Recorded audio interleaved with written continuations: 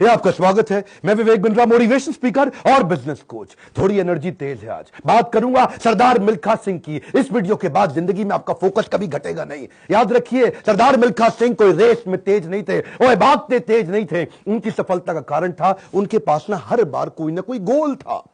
पहली बार सरदार मिल्खा सिंह क्यों जीते? इसलिए नहीं जीते कि भागते तेज थे, इसलिए जीते क्योंकि उनको दूध का गिलास चाहिए था। कोच बोला उनको, ओए फटीग माफ हो जाएगा और एक्स्ट्रा डाइट के लिए बड़ा गिलास दूध का मिलेगा। रेस में भाग नहीं पा रहे थे, पेट में दर्द हो गया, नीचे गिर गए। दोस्त बोला, ओए भागो और दूध मिलेगा। और दूध दूध दूध दूध दूध दूध दूध दूध दूध दिमाग में ना एक क्लियर फोकस आ गया था। ये फोकस बड़ी कमाल की चीज है जी। फटीग छोड़ करने दूध मिलेगा, दूध। जिधर आपका फोकस है आप वही बन जाते हैं। जहां आप फोकस करते हैं, जैसा focus is your life. Bill Gates बोलते थे, मेरी सफलता का कारण क्या है? मैंने बड़ी कम चीजों पे फोकस किया। और उसके बाद दूसरी बार रेस इसलिए नहीं जीते कि भागने में तेज थे, इसलिए जीते क्योंकि उनको इंडिया की जैकेट पहननी थी। फितूर सवार हो गया दिमाग में, इंडिया की जैकेट पहनूंगा। और जी मैं इंडिया की जैकेट पहनूंगा। चैंपियन मिल्खा सिंह हाजिर हो। थप्पड़ खाया इस चक्कर में, बेइज्जती सही इस चक्कर में। बाद में कई लोगों ने उनको पीटा भी, घपाव में घाव हो गए। सबने मना किया, रेस में मत भाग, लेकिन इंडिया की जैकेट, इंडिया की जैकेट। दिमाग में फितूर सवार हो गया, इंडिया की जैकेट चाहिए। त्रासदी ये नहीं कि आप गोल अचीव नहीं कर पाए, आपसे बात कर रहा हूं। आपकी जिंदगी की त्रासदी ये नहीं है कि आप गोल नहीं अचीव कर पाए। आपकी जिंदगी की त्रासदी तो यह है कि आप कभी गोल ही नहीं बना पाए। सरदार मिल्खा सिंह हर बार जीते थे क्योंकि दिमाग में गोल क्लियर हो गया था। तीसरी बार फिर रेस कब जीते वो जानते हैं? पाकिस्तान में हरा करके आए थे रेस वो क्यों जीते जानते हैं? 45.9 का गोल उनके कोच ने उनको लिख के दे दिया था। उसके बाद ऑस्ट्रेलिया में क्योंकि बेइज्जती करा के आए थे, वहां हार गए थे वो रेस में। उस हार के बाद 45.9 दिमाग में छाप लिया। कोच ने कागज पे लिख के दे दिया एयर इंडिया के 45.9। गुरु नानक देव जी के नीचे चरणों में लिख के रख दिया 45.9। अब कुछ नहीं दिख रहा आसपास। और क्या हो रहा है आसपास? पहाड़ों पे गए प्रैक्टिस करने के लिए, वो प्रैक्टिस करी। कोच ने पीट पीट के प्रैक्टिस कराई। लेट गया नीचे, खून निकल आया मुंह से, भाग भाग के उठ नहीं सकता था। सरदार मिल्खा सिंह का कोच बोला, वापस कर मेरे को, अब मुझे वो पेपर वापस चाहिए। I want that paper back. फिर खड़ा हुआ, तू है आग मिल्खा, भाग मिल्खा।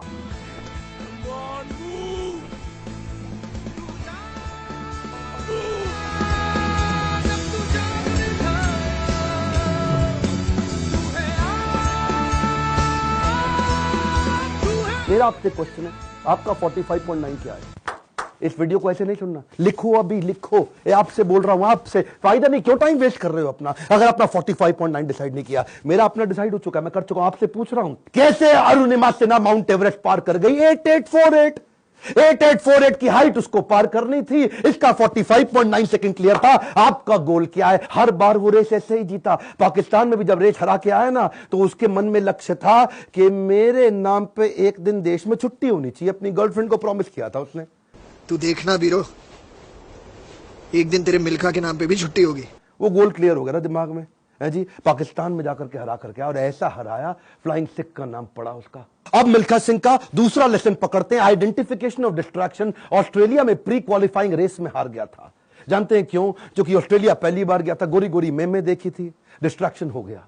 उसको शाम को पार्टी में ले गए और वहां पे गाना गाने लगे, वुलमुल वुलमुल वॉन्डर, वुलमुल वुलमुल ओए।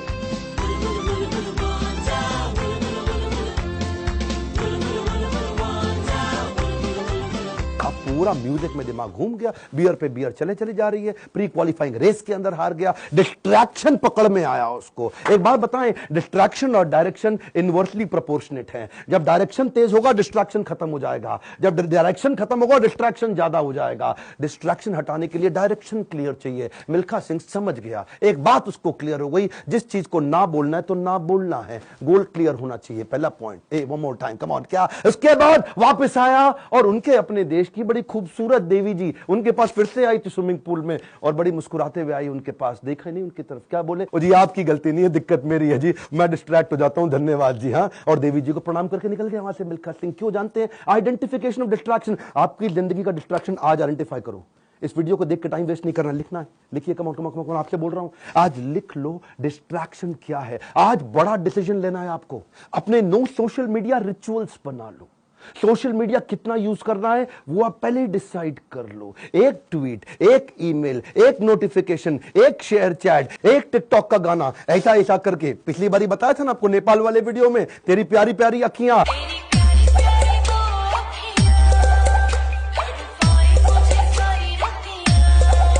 उसी चक्कर में कई घंटों निकल गए, हाथ से पूरा टाइम छीन करके ले जाएगा आपका वो डिस्ट्रैक्शन। इस डिस्ट्रैक्शन को आइडेंटिफाई करो, अपने आप को डिसिप्लिन बिल्ड करने के लिए नियम बना लो, कुछ नियम बना लो। सोशल मीडिया दिन में केवल 15 मिनट, शाम को 8 बजे के बाद मोबाइल कभी छूंगा ही नहीं, सुबह 9 बजे से पहले केवल अपने ऊपर काम करूंगा, अपने आप को ट्रेन करूंगा, मोबाइल को टच भी नहीं करने वाला। आप मोबाइल को लेकर के डीएनडी लगा दो, डू नॉट डिस्टर्ब लगा दो, एयरप्लेन मोड का डिसिप्लिन ले आओ, एयरप्लेन मोड को प्रैक्टिस करो। दिन में कोशिश करो 24 में से 16 घंटे एयरप्लेन मोड। अगर इस प्रकार की प्रैक्टिस बिल्ड कर ली, आ जाएगा समाधि का फोकस। आज मिल्खा सिंह ने यही किया, डिस्ट्रैक्शन आइडेंटिफाई किए, किसी को डिस्ट्रैक्ट नहीं करने दिया। फाइनल रेस से पहले पाकिस्तान में सामने वाले का कोच बोला, मिल्खा सिंह तुम्हारी आखिरी रेस साबित हो सकती है।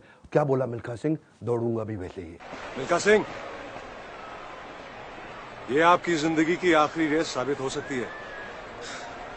दौड़ूंगा भी वैसे ही। बिल्कुल डिस्ट्रैक्ट नहीं हुआ। उन्होंने इसको कई बार डिस्करेज किया, डिस्ट्रैक्ट नहीं हुआ। अब ना लड़कियों से डिस्ट्रैक्ट हुआ, ना ओपोनेंट से डिस्ट्रैक्ट हुआ, भयंकर फोकस, जीत गया। तीसरा रूल मिल्खा सिंह का, raise your standard. Come on, क्या तीसरा लेसन? Raise your standard. पहले मिल्खा सिंह जब रेस के लिए भागता था, बनियान निचोड़ता था मग्गे में, बाद में बनियान निचोड़ने लगा बाल्टी में।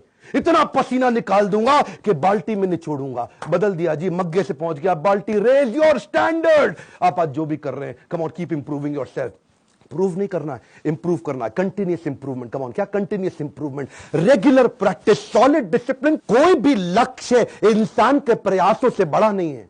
हारा तो वो है जो इंसान कभी लड़ा नहीं है। लड़ना पड़ेगा आपको। कपिल देव कहते थे सुबह 4 बजे उठने का टाइम नहीं है, स्टेडियम पे होने का है। कम ऑन, क्या सुबह 4 बजे उठने का टाइम नहीं है, स्टेडियम पे होने का है। लर्निंग बहुत बड़ी है। मिल्खा सिंह ने स्टैंडर्ड अपना ऊपर कर लिया, अपना स्टैंडर्ड चेंज किया। आपको भी स्टैंडर्ड चेंज करना पड़ेगा। और ब्रूस ली कहता था, मुझे उससे डर नहीं लगता जो 10,000 तरीके से किक चलाता है, लात मारता है। मुझे डर उससे लगता है जो एक किक को 10,000 बार प्रैक्टिस कर लेता है। उसकी किक जब पड़ेगी तो मैं गिर जाऊंगा। अरे आपको प्रयास करना है, ये आप ही को करना है, कोई आपकी मदद नहीं करेगा। क्यों भरोसा करता है गियरों पर, जब चलना है तुझको अपने ही पैरों पर। और एक बोनस लेसन सरदार मिल्खा सिंह की लाइफ से और सुन लीजिए।